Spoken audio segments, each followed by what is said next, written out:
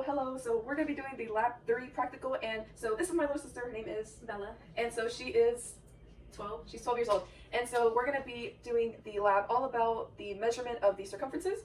And so what we'll be measuring, Bella, is her waist, and we're going to be measuring your waist and your hip measurements.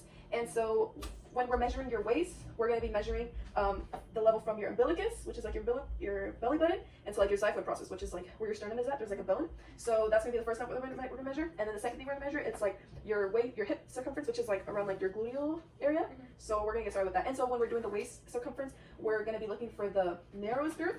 And then when we're doing the hip, we're going to be looking for the widest girth. Okay, so can you point me out here? We can step a little more front. So can you point me out your belly button, where it's at, and then your xiphoid process, which is the bone right here. Okay, so put your hand right there, nice. And then we're going to do it from the side so that we can have like a leveled out space of measurements. And so we're going to be measuring it in the centimeters.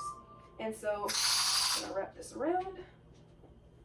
Let's see. And then we have to level this out. This is in centimeters, correct? Yes, okay.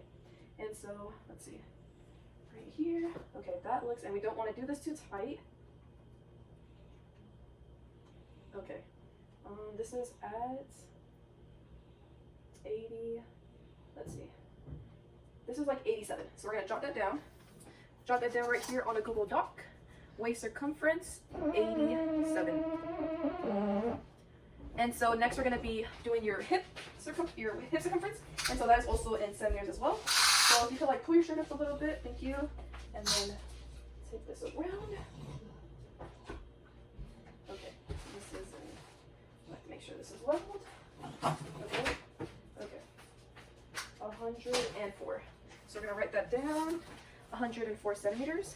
Okay, so now we're going to be using the calculator. So basically how we calculate your waist to hip ratio is by dividing the waist measurement by the hip measurement. So we're gonna add that in right now. So we said that your waist measurement was 87 centimeters, and then we said that your hip is 104. So your waist to hip ratio is 0.84. And so men should typically aim for a ratio of less than 1.0, and for women should stay below 0.8. So you're like right on that line. Yeah.